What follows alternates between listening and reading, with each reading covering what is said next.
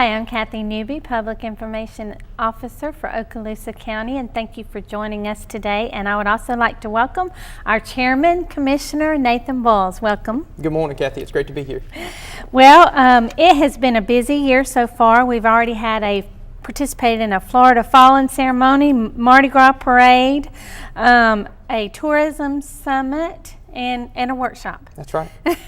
So let's talk about the workshop. Well, it has been a very busy January, which is a good thing. And we started just this week with a workshop to kind of set priorities for Okaloosa County in the coming year. And I was excited about that process. It's something new for Okaloosa County, and I believe it went very well. And so I look forward to formally adopting those priorities at a future commission meeting and then getting to work.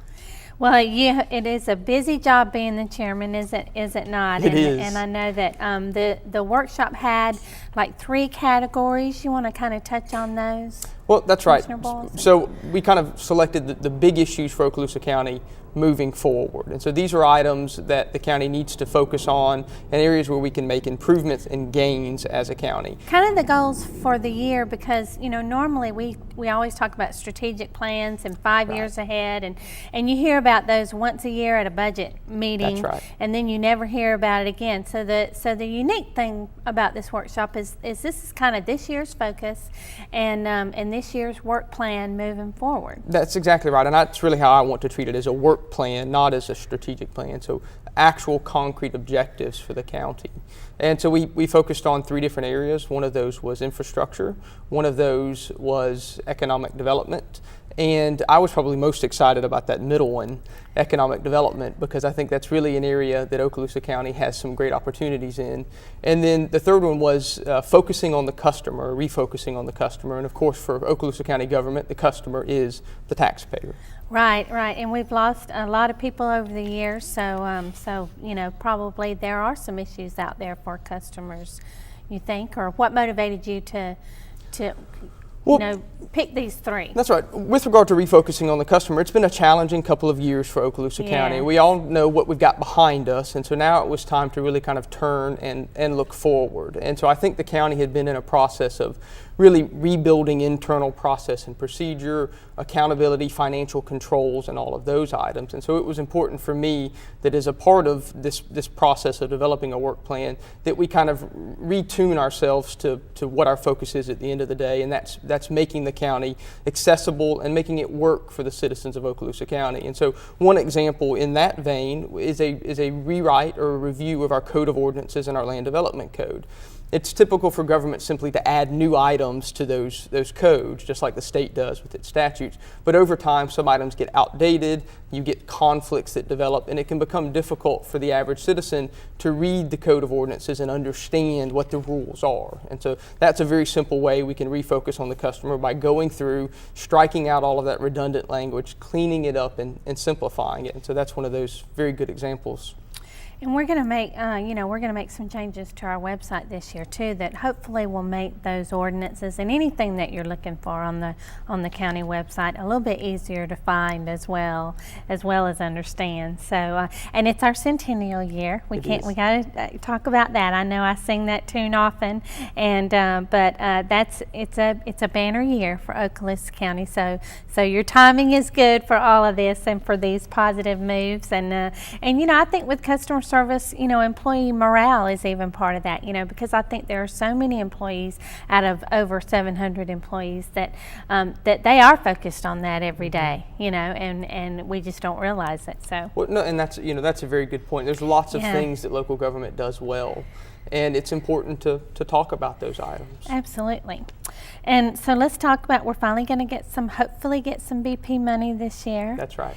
And we have the administration building, some capital projects, administration building in Shalimar, and some improvements at the Crestview Courthouse. That's you want right. to talk about? Well, yeah, absolutely. So BP is an important process for Okaloosa County and for the Panhandle as a whole. We've been waiting for funds to come through the BP, to the litigation related to the Restore Act.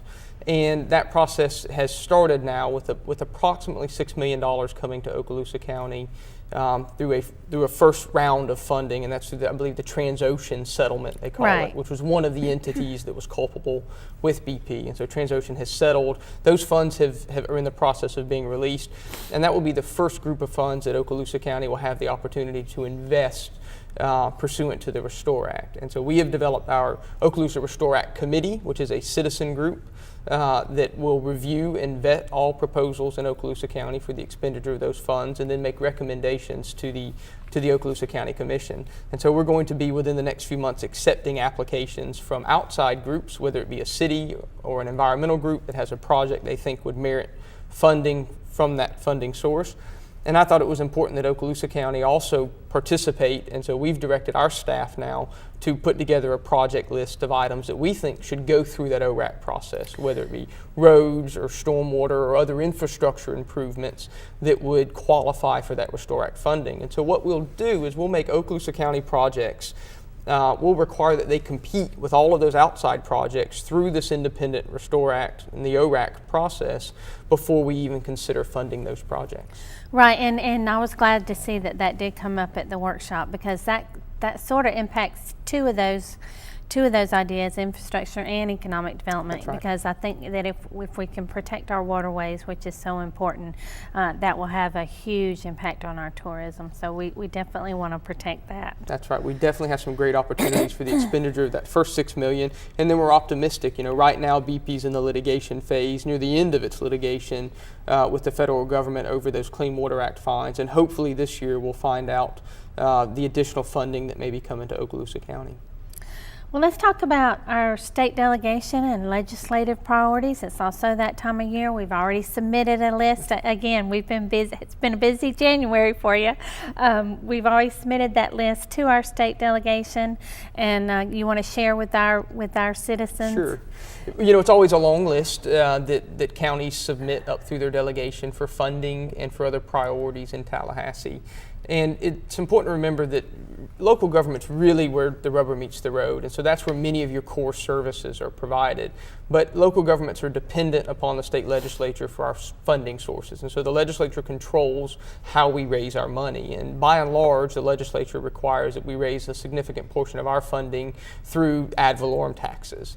And of course, it's always preferable to use other sources of tax revenue that are in my opinion, more broadly spread.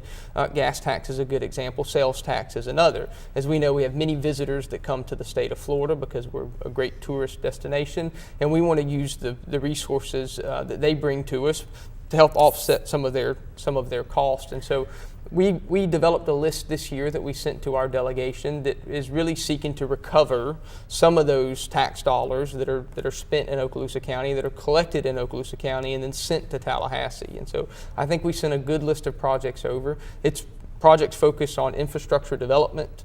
So we have stormwater projects. We have projects that would take septic tanks out of commission and put houses that are on the bay or near the bay into our sewer system to get those nutrients out of the bay. We have projects for traffic, like the P.J. Adams Parkway. And then we have projects like the Crestview Courthouse, which is an important facility need for the citizens of Okaloosa County.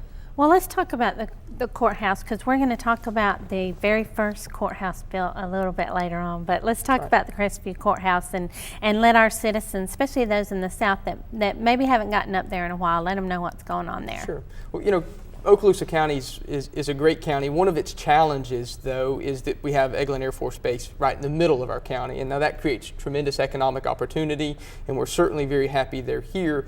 But in essence, what we have is we have two smaller counties that are joined in the middle by this distance that is Eglin Air Force Base. And so many of our services have to be duplicated to make those services convenient to our citizens, both north and south. Most folks north wouldn't want to always have to drive south for every service, and vice versa. And so we maintain, for example, our judicial system, we maintain access to those important services, both north and south.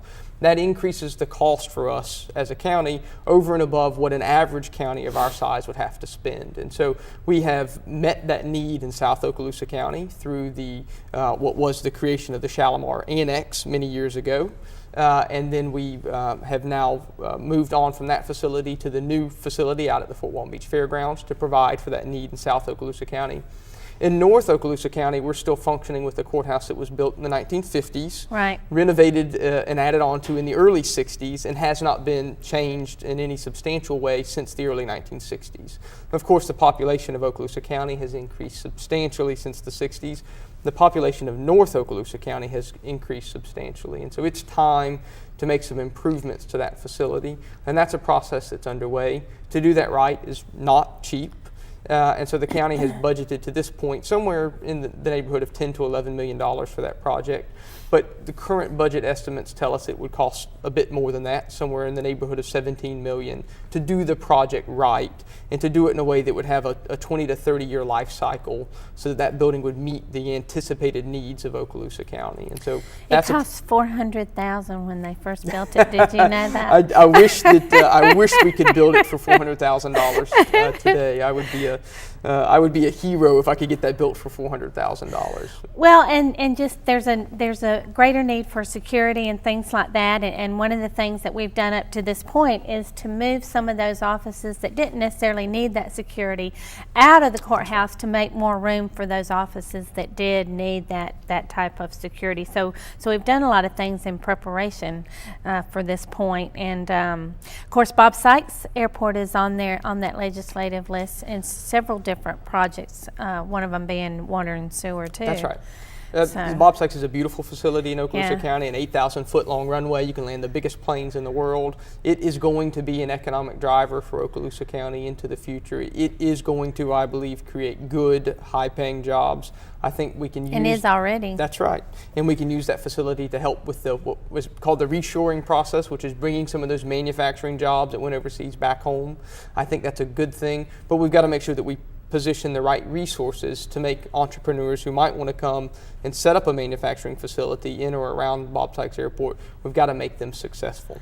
One of those being Fairchild Road. I mean, it's got to be a little bit better accessible. That's right. There is absolutely accessibility issues getting to and from Bob Sykes Airport from Highway 90, and we're working on those. We have two projects going simultaneously to access each side of the runway. You've got Fairchild is going to be paved going north, so you can get to it from Airport Road without having to travel on a dirt road. Right. And on the other side of the runway, we're working on the Foyshaw Parkway or Foyshaw Boulevard, which will provide for an actual entrance, a dedicated industrial entrance to that airport, so that you don't have to go through a residential neighborhood with 18-wheeler supply trucks. Well, and we're going to have to probably look at the jail at some point. You know, we have put off for several years any expansion there. I don't know if you want to talk about that at all. No, it's a good topic. Unfortunately, it's not an easy topic. You know, we never want to spend money on those type of back of house functions. But the reality is, if we want a safe community, and to have a safe community, we have to have a place to incarcerate individuals, both pre-trial and post-trial if their term is for less than 1 year. And that's what the county jail does. And so on any given day now, we house somewhere above 700 inmates at the county jail. And that is a substantial cost to the citizens of Okaloosa County, but it's a necessity. That facility has reached its maximum capacity, and in fact, at certain days we exceed its maximum capacity. And so we've made great strides in reducing that population. We probably bought ourselves 10 years by introducing some kind of increased population management to try and get folks that shouldn't be there out more quickly, whether on bond or otherwise. But we've pretty well tapped out now the reductions that we're capable through those processes. And at some point in the very near future, we're going to have to consider expansion of that facility. So, well, yes, you're right. They've done an amazing job, and of course, all our airports, the numbers are up at our airports, so those are busy. So we're doing well moving forward. We can talk just as a follow-up on the state auditor's report. I know we're wanting to move forward, but part of that is that we did have our follow-up audit. That's right. And we have most of those initiatives that those findings have been corrected. Why don't you talk about that, Mr. Chairman? We had two audits from the State Auditor General that were initiated after the Mark Bellinger scandal. And we have now had the first of two follow-up audits that follow on those audits. The second follow-up audit is starting now. For the tourism department. That's right. And what we're seeing is that the county has done a good job and has made many strides towards correcting the errors and the deficiencies that existed at the time that that scandal occurred. And so I'm proud of the progress that we've made. We've got a few more of those items to check off the list, but we're working towards getting that done. We've got a new clerk of courts in Okaloosa County, and so there's a good partnership between the clerk's office and the county on making those corrections. You know, when we talk about the county's funds and the expenditure of funds, it's always important to note that the clerk plays an integral role in that process. The clerk is, by the Constitution, the comptroller of the state's funds, and the clerk has the authority and the responsibility to audit the pre-expenditure of those funds to make sure that they're being done in accordance with law. And so there was a lot of work to be done both at the county and in the clerk's office, and we're making good progress. Very good. Well, we certainly live in a wonderful county, and we're so fortunate to be able to enjoy our beaches and our woodlands year round. And with this being the centennial, again, we have much to celebrate. Again, this has been very informative. Do you have any final comments? We've probably got about a little over 2 minutes. No, you know, I'm just excited about the opportunities that lie ahead for Okaloosa County, Kathy. I think 2015 is going to be a good year for Okaloosa County. We have the best of both worlds. In North Okaloosa County, we've got lots of land available for growth. We've got lots of people that are there and ready to take jobs. We've got a good skilled labor force. Of course, in South Okaloosa County, we have the beautiful beaches. We have a place that people simply just want to be. And so if you're in the frigid Northeast, I can't think of a better place to be. If you're an entrepreneur, I can't think of a better place to move your business to Okaloosa County, because we really have a unique combination that brings all of those key factors together. And I think in this year and the years ahead, we've got good things to look forward to. Well, let's talk about real quick, because we didn't talk about it yet, is the Shalimar Administration Building, kind of where that is, because people are driving by. That's it's going up quick. You know, it's never, as an elected official, it's never an easy thing to build new buildings, but sometimes that's necessary. And I believe we're in a space now where Okaloosa County is catching up on some failures in the past to plan ahead, but we're doing that now. This facility is an excellent example of that. We were leasing space to the tune of $1 million a year to house our tax collector and our property appraiser in South Okaloosa County. And that just does not make good financial sense for a business like government. And so we're building a facility that will be durable, functional, and long-lasting, and the rent savings will quickly outpace the cost of building that facility. And so while there's an upfront cost, it will be a tax savings to the citizens of Okaloosa County. Well said, and again, so informative having you here today, Mr. Chairman. Glad to be here. Thank you for joining us. Thank you. I'm going to move on to my public information update, which, by the way, is a historical highlight in celebration of Okaloosa County's centennial. I'm going to be sharing with you all, and hopefully maybe have some other people share some historical highlights throughout the year. And talking about buildings, I thought I would show you the very first courthouse that was built. It opened in 1919. And the first meeting of the Board of Okaloosa County Commissioners was held in Milligan on October 4th, 1915, before the courthouse was built. As you know, our county came from the two counties of Walton and Santa Rosa, which before then was divided by the river. And so at a special meeting in Defuniak Springs on December the 9th, 1915, Okaloosa and Walton County commissioners met to settle all their debts. They did the same with Santa Rosa on December the 15th.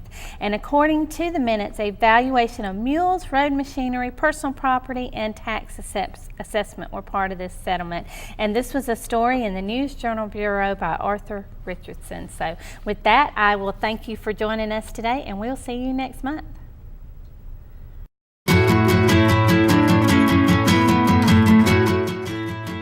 Thanks for watching Okaloosa Today. Join us again next month to learn about local news and information for Okaloosa County, Fort Walton Beach, and Destin.